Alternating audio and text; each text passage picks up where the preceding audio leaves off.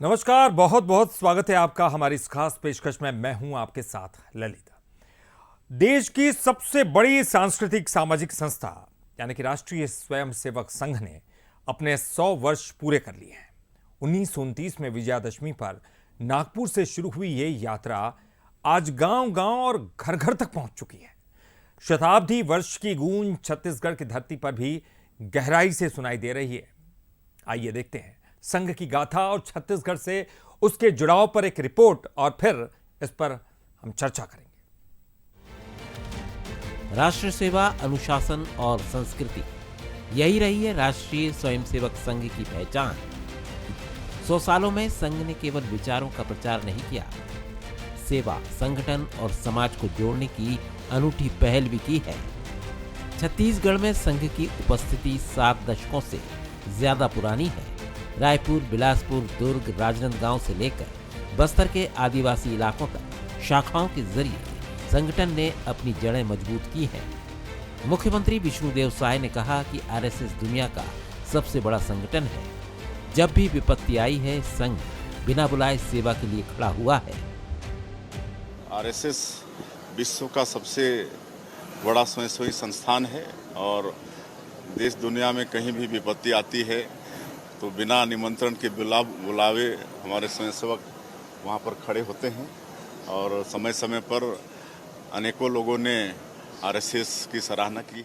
भारत को हम वैभवशाली बनाना चाहते हैं और इस वैभवशाली भारत बनाने में देश के, समाज के सब वर्ग का सहयोग हो और इसीलिए हम समाज परिवर्तन में जो 5 हमारा विषय है, एक तो सामाजिक समरसता, दूसरा है पर्यावरण संरक्षण एवं संवर्धन, तीसरा है परिवार प्रबोधन, चौथा है स्व जीवन शैली और 5वां है नागरिक कर्तव्य बोध। यह विषय जो है समाज तक जाए। शताब्दी वर्ष के तहत छत्तीसगढ़ में 100 नई शाखाओं की शुरुआत, 50 लाख घरों तक संपर्क और 3 लाख गणवेशधारी स्वयंसेवकों का पथ संचलन होगा। 15 नवंबर तक चलेगा ये महाअभियान। छत्तीसगढ़ में संघ के कार्यक्रम, विजयदशमी 2025 से शताब्दी वर्ष की शुरुआत, संघ की 100 नई शाखाएं खोलने का लक्ष्य, 50 लाख घरों तक संपर्क अभियान, 3 लाख स्वयंसेवकों का होगा पथ संचलन। 15 नवंबर तक चलेगा पथ संचलन। 2000 से ज्यादा स्थानों पर हिंदू सम्मेलन, युवा सम्मेलन और social media influencer summit, Jain ji को संगठन से जोड़ने की योजना, मंडल और बस्ती स्तर पर परिवार की भागीदारी। छत्तीसगढ़ में संघ की नींव 2029 में रायपुर के तिलक नगर में रखी गई। आज यहां 1855 सक्रिय शाखाएं और 1450 स्थानों पर नियमित संचालन है। संघ की विचारधारा से निकले कई कार्यकर्ता आज भारतीय जनता पार्टी के नेतृत्व में राजनीति की धुरी बने हुए हैं, जो संघ से जुड़ने को गौरव और सम्मान मानते हैं। हम सबके लिए गौरव की बात है, हम सबके लिए सम्मान की बात है, हम सबके लिए स्वाभिमान की बात है कि एक स्वयंसेवी संगठन जो देश के लिए, देश की मिट्टी के लिए, देश की संस्कृति के लिए, देश के संस्कारों के लिए काम कर रहा है, वो अपने 100 वर्ष पूरा कर रहा है और मेरा सौभाग्य है कि मेरा बचपन संघ की शाखाओं में बीता है। 100 वर्षों में भारत की संस्कृति और परंपरा, भारत की एकजुटता, भारत की अखंडता को बनाए रखने में राष्ट्रीय स्वयंसेवक संघ का एक बड़ा और महत्वपूर्ण योगदान रहा है। भारतीय जनता पार्टी की मातृ संस्था है। हम सबको गौरव है कि उनके सिद्धांतों पर, उनके मार्गदर्शन में चलकर आज भारत विश्व में अनेक कीर्तिमान बनाए हुए है और भारत की संस्कृति और परंपरा और भारत के विकास की बात पूरे विश्व में हो रही है। प्रधानमंत्री नरेंद्र मोदी ने इस मौके पर विशेष स्मारक डाक टिकट और सिक्का जारी किया। शताब्दी उत्सव अब 1 साल तक देश भर में मनाया जाएगा। छत्तीसगढ़ में भी ये उत्सव केवल कार्यक्रम नहीं, बल्कि संघ की उस गाथा का स्मरण है जो राष्ट्र सेवा को बेमिसाल ढंग से परंपरा के तहत करती आ रही है। नागपुर से शुरू हुआ सफर छत्तीसगढ़ की हर बस्ती तक पहुंचा है। शताब्दी वर्ष में उत्सव भी है और भविष्य के संकल्प भी। गौरव शुक्ला, बंसल न्यूज, रायपुर। मैं अकेला ही चला था जानी में मंजिल, मगर लोग साथ आते गए और कारवा जुड़ता चला गया। जी हाँ, डॉक्टर हेडगेवार एक विचार को लेकर जिसमें राष्ट्र प्रेम, राष्ट्रभक्ति, इसके अलावा संस्कृति, देश की संस्कृति को आगे बढ़ाना, परंपरा को आगे बढ़ाना, एक विचार को लेकर आगे बढ़े और धीरे धीरे एक बड़ा प्रकल्प बनता गया। आज पूरी दुनिया में सबसे बड़ा संगठन आरएसएस को माना जाता है।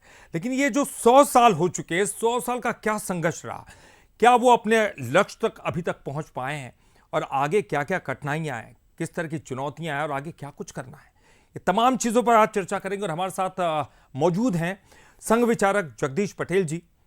बहुत बहुत स्वागत करते हैं जगदीश जी आपका। साथ ही अनिल द्विवेदी जी हमारे साथ, वरिष्ठ पत्रकार। अनिल जी आपका भी बहुत बहुत स्वागत करते हैं। और चलिए, सबसे पहले जगदीश जी मैं आपके पास आऊँगा। 100 सालों का एक बड़ा लंबा सफ़र हमने देखा है, और आज जिस मुकाम से शुरू हुआ था, 2 शाखाएं, एक शाखा नागपुर से शुरू हुआ, और आज हम देख रहे हैं एक वट वृक्ष बढ़ता चला जा रहा है लगातार। उस विचारधारा की सरकार भी है, तो ये तमाम चीज़ें अब एक पक्ष में दिखाई दे रही है। लेकिन ये संघर्ष किस तरह से आप इसको बयां करेंगे? क्या अभी भी आप लक्ष्य तक पहुंच पाए? कैसे पहुंचे और आगे आपका लक्ष्य क्या है? राष्ट्रीय स्वयंसेवक संघ अपने शताब्दी वर्ष मना रहा है। 100 वर्ष को हम 4 भागों में बांट सकते हैं। पहला समय जो रहा वो एक प्रकार से उपेक्षा का था। समाज में बहुत ज़्यादा लोग संघ को देखते नहीं थे। दूसरा कालखंड रहा जिसमें संघ का विरोध का कालखंड कह सकते हैं। संघ के प्रति विरोध का स्वर उठने लगे थे। तीसरा कालखंड जो कि आपातकाल के बाद का रहा, जिसमें उसके बाद संघ की अनुकूलता बढ़ती गई, स्वीकार्यता का। और आज का जो कालखंड है उस संघ का सबसे अच्छा कालखंड लगभग 2006 के बाद देखेंगे तो समाज के बड़े लोग भी संघ के साथ जुड़ के काम करना चाहते हैं। ऐसे कुल मिलाकर के ये 4 भागों में हम संघ की यात्रा को देख सकते हैं। बिल्कुल, आपने 4 भागों में इस यात्रा को देखा, लेकिन क्या आपको लगता है कि वो लक्ष्य मिल चुका है, या फिर अभी भी बहुत कुछ चुनौतियां हैं और बहुत कुछ पाना बाकी है? संघ का जो मूल काम है वो है व्यक्ति निर्माण। दूसरा जो है व्यक्ति निर्माण के माध्यम से समाज परिवर्तन। तो समाज परिवर्तन के लिए संघ जो है आज 5 बातों को लेकर के पूजनीय सरसंघ चालक जी ने स्वयंसेवकों के सामने रखी है। समाज में जाना है, उसमें 5 बातें जो है वो है मूल्य आधारित परिवार। परिवार की जो व्यवस्था है, जो हमारे मूल्य थे वो बचे कैसे रहे। दूसरा है समरसता युक्त समाज। समाज के अंदर समरसता रहे, ऊंच नीच के भेद समाप्त हो, समाजों के बीच में समन्वय रहे।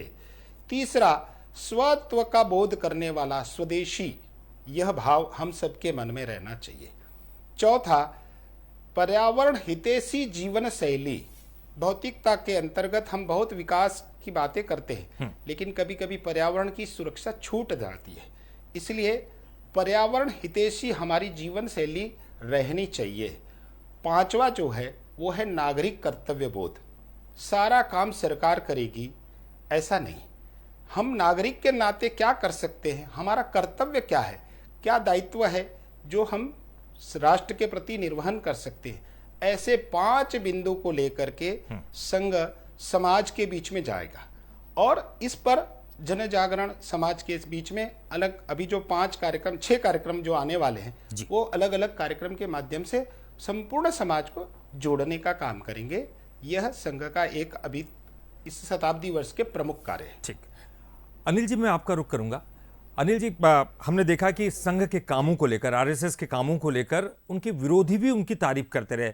भली वैचारिक विरोध हो, लेकिन इसके बावजूद कामों को लेकर, संगठन को लेकर और तमाम बातों को लेकर जिस तरह की विचारधारा है, उसमें बहुत सी बातें ऐसी है जो ज़मीन पर रहकर काम किए जाते हैं और जिससे एक मजबूती मिलती है, उसकी तारीफ तो विरोधी भी करते रहे। आपको क्या लगता है, किस तरह का काम आप देखते हैं संघ का 100 सालों का इतिहास है? आपके मत के अनुसार क्या वाकई व्यक्तित्व निर्माण, संगठन का निर्माण, जिस तरह से राष्ट्र प्रेम की भावना को जगाने का काम है, ये संघ का अभी तक रहा है? क्या उसमें उनको सफलता पूरी मिली है? बिल्कुल ललित जी, और राष्ट्रीय स्वयंसेवक संघ ने पूरी दुनिया में अपनी पहुंच बनाई है। 100 सालों का सफर है। और ये सफर कैसे तय हुआ? 60 लाख स्वयंसेवकों की मेहनत और त्याग तपस्या, 5000 प्रचारकों की त्याग तपस्या, भाजपा जैसे 35 से ज्यादा अनुसांगिक संगठनों की तपस्या, और ये जो कारवां है ये हम स्वयंसेवकों की मेहनत का परिणाम है कि आज संघ 100 सालों का हो गया। और इन 100 सालों में संघ न टूटा, न झुका, न रुका, निरंतर आगे बढ़ रहा है। देश में 3 प्रतिबंध राष्ट्रीय स्वयंसेवक संघ के ऊपर लगे। 1948 में लगे, 1975 में लगे, फिर 1992 में लगे, लेकिन संघ कभी झुका नहीं, कभी रुका नहीं, वो निरंतर आगे बढ़ता गया। व्यक्ति निर्माण से राष्ट्र निर्माण तक का जो लक्ष्य है वो, और हिंदुओं की एकता, सनातन धर्म को आगे बढ़ाना, इसी लक्ष्य के साथ संघ निरंतर आगे बढ़ता रहा। और जैसा कि आपने सवाल किया कि हमारे जो विरोधी हैं उन्होंने जिस तरह से संघ की आलोचना की, उससे संघ कभी विचलित नहीं हुआ। चाहे वो महात्मा गांधी हो, चाहे वो अंबेडकर जी हो, चाहे वो सरदार पटेल हो। महात्मा गांधी और अंबेडकर तो संघ के शिविरों में गए और उन्होंने तारीफ की, इस बात की कि हम जिस सामाजिक समरसता को लेकर आगे बढ़ रहे हैं, संघ भी उसी रास्ते पर आगे चल रहा है। यह तारीफ की गांधी जी, अंबेडकर जी ने। नेहरू जी ने जब चाइना और पाकिस्तान का युद्ध हुआ और बॉर्डर पर स्वयंसेवकों ने काम किया, उसकी सराहना करते हुए पंडित नेहरू जी ने संघ के स्वयंसेवकों को गणतंत्र दिवस परेड पर आमंत्रित किया। तो यह संघ की यात्रा है।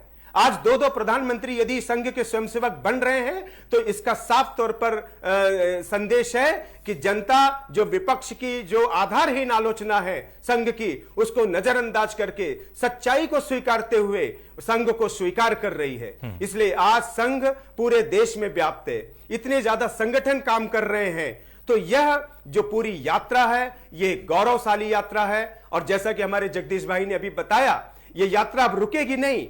संघ ने 5 परिवर्तन का एक लक्ष्य अपने सामने रखा है, और वो 5 परिवर्तन सामाजिक समरसता का है, नागरिक कर्तव्य का है, कि सारे देश के लोगों में एक नागरिक कर्तव्य बोध जागे और हम सब मिलकर के इस देश को विश्व गुरु बनाए, इस देश को जो पुरानी उसका जो उसको वापस लौटाए। इस कार्य में हम सब लगे हुए हैं और राष्ट्रीय स्वयंसेवक इसी तरह आगे बढ़ रहा है। बिल्कुल। और जगदीश जी, मैं आपसे जानना चाहूंगा, व्यक्तित्व निर्माण अगर किसी का होगा तब जाकर फिर राष्ट्र का निर्माण भी होगा। व्यक्ति अगर अपने आप में नैतिक रूप से सही है तो धीरे धीरे वो राष्ट्र के प्रति भी उसकी भावनाएं अलग होंगी और उस स्तर की होंगी। ये एक विचारधारा भी थी, लेकिन जिस तरह से समाज में जो है कई तरह से मतभेद हैं, कई तरह से समाज में टूट दिखाई दे रही है, आरएसएस की भूमिका कितनी मजबूती के साथ यहाँ रखी जाती है और आरएसएस की भूमिका कितनी जरूरी है जो दुनिया में हम आजकल देख रहे हैं, उसको देखते हुए।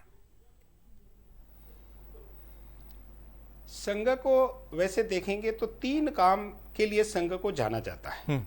एक है देशभक्ति, एक है सेवा, एक है अनुशासन। समाज में इन 3 काम के लिए संघ को लोग जानते हैं। लेकिन संघ के जो आयाम है उसमें समाज के बीच में जाकर के, जैसे अभी 5 परिवर्तन का एक बिंदु है सामाजिक समरसता। चूंकि हमारे देश के विरोधी लोगों ने भारत के समाज व्यवस्था को तोड़ने के लिए कई षड्यंत्र किए, जिसके दुष्परिणाम हुए कि समाज में थोड़े से वर्ग भेद खड़ा करने में वो लोग सफल रहे। लेकिन आज भी संघ अपने आप ने देखा होगा, किसी भी वर्ग में, किसी भी कार्यक्रम में व्यक्ति की, स्वयंसेवक की कभी जाति नहीं देखी जाती। डॉक्टर भीमराव अंबेडकर जी ने इस बात को स्वीकार किया था कि जिस काम को लेकर के हम आगे चल रहे हैं, राष्ट्रीय स्वयंसेवक संघ के शिविर में उन्होंने देखा कि वहाँ सारे बैठे हुए स्वयंसेवक एक समान, एक पंक्ति में बैठे हैं। इसीलिए जाति वर्ग भेद को मिटाने के लिए संघ सदैव काम करता रहा है। इसीलिए संघ की ये जो यात्रा है, इसने जाति को तोड़ने में जिन जिन लोगों ने काम किया उनके विपरीत समाज को जोड़ने का काम किया, और उसी का परिणाम है कि आज भारत के अंदर इतनी विविधता होने के बाद भी हम भारतीय है, देशभक्त नागरिक निर्माण के इस प्रक्रिया के चलते आज भारत अक्षुण्ण है, अखंड है। उसमें एक कारण ये भी है। बिल्कुल, आपने सही कहा कि आज भारत अक्षुण्ण है और उसका कारण सबसे बड़ा यही रहा है। अनिल जी, मैं आपसे समझना चाहूँगा, क्योंकि आज जेनजी का युग है, जिस तरह से हम लगातार अलग अलग देशों से जेनजी के बारे में उनको किस तरह से आंदोलन में झोंका जा रहा है, वो सब हम दिखाई दे रहा है। लेकिन हमने देखा कि आरएसएस का मूल विचारधारा ये थी कि जो बौद्धिक रूप से युवाओं का विकास किया जाए, उनको शारीरिक, बौद्धिक और नैतिक शिक्षा दी जाए, उनको इतना बल दिया जाए कि वो राष्ट्र प्रेम के प्रति ओतप्रोत रहे और राष्ट्र की बात करें हमेशा। तो आपको लगता है कि अब एक वो विचारधारा यहाँ के युवाओं को मजबूती देती है, और जो जेनजी है उनके लिए क्या नए सिरे से काम आरएसएस करने वाली है जो अभी तक कर रही है, उसके अलावा भी? बिल्कुल, अभी मैं आपकी टीवी स्क्रीन पर देख रहा था कि संघ ने जो कार्यक्रम तय किए हैं उसमें जैन जीत के लिए भी कार्यक्रम तय किए हैं कि कैसे युवाओं को संघ से जोड़ा जाए और उन्हें एक दिशा दी जाए ताकि वो देश निर्माण में आगे बढ़ें। और मैं आपको बताना चाहूंगा कि संघ ने जो नई जनरेशन है वो संघ की आप देखिए शाखाओं में दिखाई देगी। प्रत्येक शाखाओं में आप जाकर के देखिए, युवा आते हैं और वहां पर 1 घंटे तक अपना सांस्कृतिक और बौद्धिक विकास वो होता है, उनका शारीरिक विकास होता है। तो युवाओं पर केंद्रित कार्यक्रम तो संघ में चलते ही रहे, शाखाएं भी चली हैं और तमाम तरह के दूसरे कार्यक्रम भी होते रहे, बौद्धिक आयोजन भी होते रहे, ताकि हमारी युवा पीढ़ी जो है वो देश और संस्कृति और इसके बारे में समझे। लेकिन एक बात मैं आपको बताना चाहूंगा कि संघ ने लगभग 15 साल पहले ज्वाइन आरएसएस करके एक ऑनलाइन कार्यक्रम चलाया। आपको आश्चर्य होगा कि उसमें प्रतिदिन 5000 से ज्यादा युवा संघ से जुड़ने के लिए प्रेरित हैं। कि क्यों हुआ? क्योंकि संघ की जो कार्य पद्धति है, संघ का जो अप्रोच है, वो यहां के लोगों को, यहां के युवाओं को स्वीकार्य है। वो जानते हैं कि संघ संस्कृति की बात करता है, वो जानते हैं कि संघ भारत की बात करता है, वो जानते हैं कि संघ जो है हमारे देश का गौरव और इतिहास को लेकर काम कर रहा है। तो युवा पीढ़ी निरंतर संघ के साथ जुड़ती रही है और संघ भी समय के हिसाब से बदलता रहा, युवा पीढ़ी को साथ में लाने के लिए चलता रहा। एक उदाहरण मैं आपको देना चाहूंगा कि संघ का जो गणवेश था वो अभी कुछ साल पहले बदला गया। क्यों बदला गया? क्योंकि नई जनरेशन जो है वो चाहती थी कि वो जो है पुराने गणवेश के हिसाब से थोड़ा अनफिल्ड करती थी, तो नया गणवेश लाया गया। तो युवाओं को जोड़ना है, समय के हिसाब से आगे बढ़ना है, तो संघ अपने आप को बदलता रहा है। एक बात मैं और कहना चाहूंगा कि राष्ट्रीय स्वयंसेवक संघ की देश के हित को लेकर के अचूक भविष्य की दृष्टि है। कैसे, मैं आपको बताना चाहूंगा। बांग्लादेशी अवैध घुसपैठ का मुद्दा ये अभी देश के सामने चुनौती है, देश के सामने चिंताजनक है। लेकिन आपको आश्चर्य होगा दर्शकों को कि संघ ने बांग्लादेश घुसपैठ का मुद्दा लगभग 40 साल पहले अपने प्रस्ताव में उठा लिया था। उन्होंने आगाह कर दिया था देश को कि आने वाली चुनौती यह है। फिर चाहे मतांतरण का मामला हो, चाहे धर्मांतरण की बात हो, संघ ने हमेशा समाज को, देश हित में इस समस्या को उठाया और आज आप देखिए कि वो देश के लिए एक बहुत बड़ी चिंता का सबब बनी हुई है। तो आरएसएस, राष्ट्रीय स्वयंसेवक संघ की जो भविष्य दृष्टि है देश के हित को लेकर के, वो बहुत पहले से चली सोची समझी है।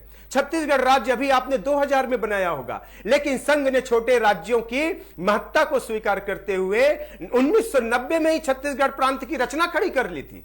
तो ये हमारी संघ की भविष्य दृष्टि है और निश्चित तौर पर यह सब देश और समाज के हित के लिए है और संघ निरंतर आगे बढ़ रहा है। बिल्कुल जगदीश जी, मैं आपसे जानना चाहूंगा, देखिए शिक्षा, स्वास्थ्य, अलग अलग क्षेत्रों में काम करने वाले अनेकों संस्थाएं, खासतौर पर शिक्षा में अगर विद्या भारती और तमाम चीज़ों की बात करूं, क्या आपको लगता है, क्योंकि ये जब हम देखते हैं कि अलग अलग जगहों पर जाकर, हर वर्ग में जाकर संघ जब अपनी पैठ बनाता है, तो ये वजह है कि बहुत सारी संस्थाएं एक साथ काम करती हैं, अलग अलग क्षेत्रों में काम करती है, इस वजह से आप तमाम लोगों के बीच में पहुंच पाते हैं।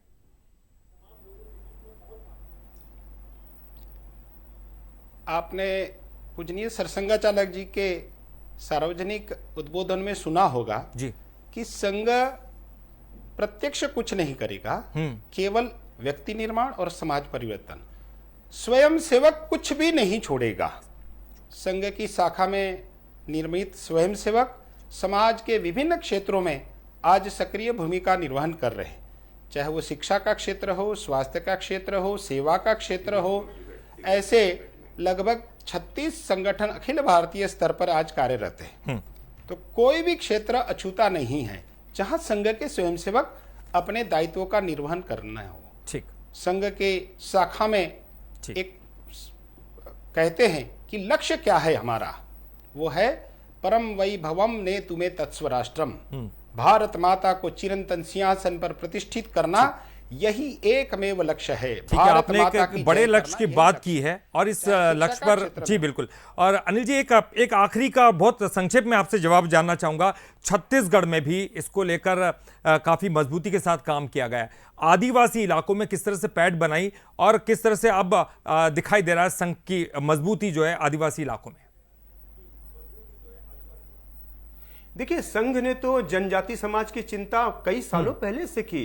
मुझे याद है कि जब जशपुर में जनजातियों का धर्मांतरण का मामला शुरू हुआ तो संघ ने देखिए वनवासी कल्याण आश्रम खड़ा किया ताकि वो जनजातियों को मुख्य धारा से जोड़े रखा जा सके। ईसाई मिशनरियां जो काम कर रही थी उसके खिलाफ इस तरह के हमने प्रकल्प खड़े किए। और जहां तक हम बस्तर की बात करें, अभी अरविंद नेताम जी जो आदिवासी सुरक्षा मंच से जुड़े हुए, वो खुद नागपुर गए और उन्होंने भागवत जी के सामने जो हमारे परम पूज्य सरसंघ चालक हैं उनके साथ बैठ करके बात की कि जनजातियों को कैसे हिंदू बता करके अलग षड्यंत्र उनको रचा जा रहा है। तो कैसे उन्होंने आदिवासी समाज की चिंता की, भागवत जी का मार्गदर्शन लिया और आज अरविंद नेताम हमारे साथ हैं, हमारी चिंताओं के साथ। बिल्कुल, यानी कि वही बात हम लगातार कह रहे हैं कि बड़ी मजबूती के साथ अगर काम करना है तो जमीन पर रहकर काम करना होगा, उनके बीच में रहकर काम करना होगा।